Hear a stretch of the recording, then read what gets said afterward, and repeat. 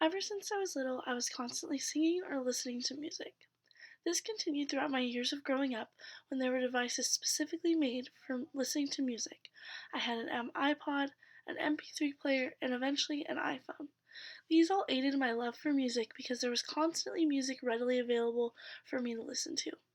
Fast forward to now, and you'll rarely find me without earphones in my ear or a song coming out of my mouth. Although I always listened to music for the enjoyment of the sound or the artist singing it, I didn't realize the full extent that music had on people. I'm Becca, and I'm going to be talking about some facts in music. Music therapy is a way of using music to help improve a patient's emotional or behavioral issues. It's a treatment that has been around for hundreds of years, when the first known case consisted of two students who tried to use music as a healing of medical diseases. Although this seems silly to think about now, so many great treatments have stemmed from this original idea. Music therapy has been a treatment now embedded in many hospitals and psychiatric facilities because of the benefits that have been studied. Besides helping improve mental health issues, music studies have also shown that it can be used for relaxation, elevating moods, and increasing the efficiency of brain processing. We do this every day when we listen to music. Our emotions typically dictate what we listen to or how we choose to feel through the music. If you're sad, listening to sad music is a common reaction because we're in tune with our emotions. Not only is listening to music beneficial, but there are so many other factors for music that can help our brain processing skills. For example, analyzing lyrics allows us to process our emotions, thoughts, and experiences. This technique is typically used in music therapy to help patients overcome their trauma or negative experiences through lyric analysis. Sometimes I'll be listening to a song I've listened to for years and just noticed a certain lyric that I didn't before, because it's natural for us to just sing along without thinking much about it.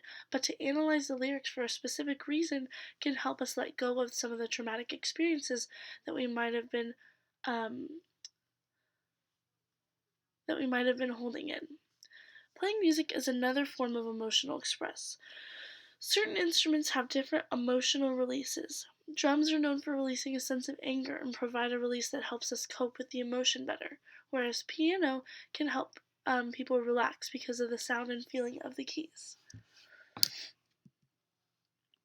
Music therapy is a commonly used practice among mental care facilities.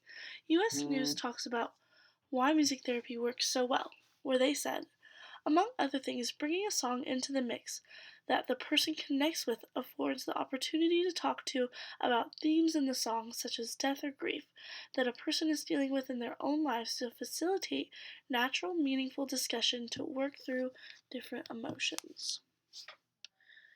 The purpose of music therapy is to truly exercise the brain and to allow the patients to feel related to and can give them a sense of comfort.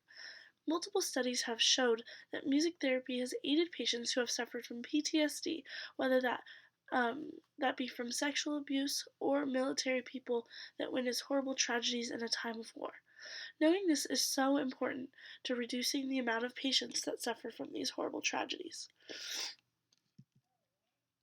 One study in the Cochrane database of systematic reviews saw a greater reduction of depressive symptoms when combining music therapy with traditional therapy. Many people wonder why it is that music can help a condition as severe as depression or anxiety. Listening to music releases dopamine, which is the feel-good chemical, and this allows the pleasure receptors to be increased. It also releases endorphins, and this provides the body with a sense of euphoria and a happy state of mind. This is why music typically aids patients with anxiety or depression, because it's known to release the genes that cause us to be happy. Overall, any way that we can help benefit people with mental illness is helpful to our society and the people being impacted by these treatments. Knowing and using music therapy as a tool to help people with mental illness could benefit our communities or even people we know within our own small communities of friends. Our society definitely could use some attention towards people with mental illness, and for treatment as simple as music that is listened to by mainly everyone, it should be utilized in the best way possible. Many horrible things have happened because of mental illness, and precautionary steps should be taken in order to help them get the help that they deserve. I hope this gives you some perspective and opens up your mind to all of the possibilities. Thank you so much for listening to my TED Talk.